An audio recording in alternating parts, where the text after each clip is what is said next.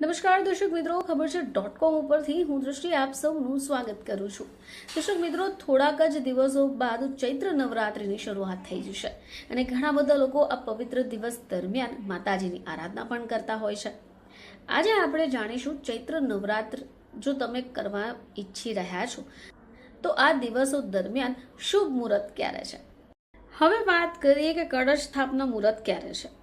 તો ચૈત્ર નવરાત્રિનું મહાન પર્વ રેવતી નક્ષત્ર અને ઇન્દ્ર યોગમાં 30 માર્ચથી શરૂ થઈ જશે.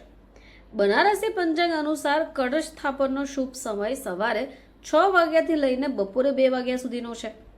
હવે કળશ સ્થાપના અને પૂજા વિધિ. કળશ સ્થાપના માટે માટીનું વાસણ, જવ, માટી, પાણીથી ભરેલો કળશ, એલચી, લવિંગ, કપૂર, રોલી, આખી સોપારી, આખા ચોખા, સિક્કા, નાગરવેલના 5 પાન અથવા કેરી, નારિયેળ, ચુંદરી, સિંદૂર, ફળો, ફૂલોની માળા અને શૃંગારના સામાન જેવી વસ્તુઓની જરૂર પડે છે.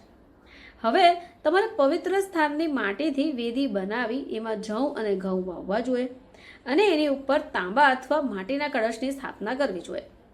કળશ ઉપર માતાની મૂર્તિ કે ચિત્ર રાખવું જોઈએ. હવે જો મૂર્તિ ન હોય તો કળશ ઉપર સ્વસ્તિક બનાવી દુર્ગાજીનું ચિત્ર અથવા પોસ્ટર પણ મૂકી શકાય.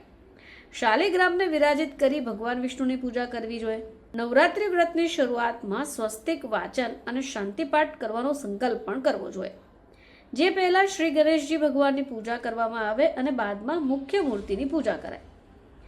દુર્ગા દેવીની પૂજામાં મહાકાળી, મહાલક્ષ્મી અને મહાસરસ્વતીની પૂજા કરવી અને શ્રી દુર્ગા સપ્તશીનો પાઠ 9 દિવસ સુધી કરવો જોઈએ.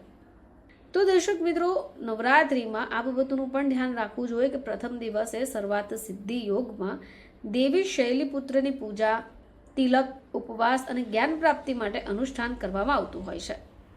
ચૈત્ર નવરાત્રિ 6 એપ્રિલે મહાનવમી સાથે સમાપ્ત થશે અને 7 એપ્રિલે વિજયાદશમી પણ ઉજવવામાં આવશે. ફરીથી તમારી સમક્ષ હાજર થઈશું. ત્યાં સુધી જોતા રહેજો ખબર છે .com.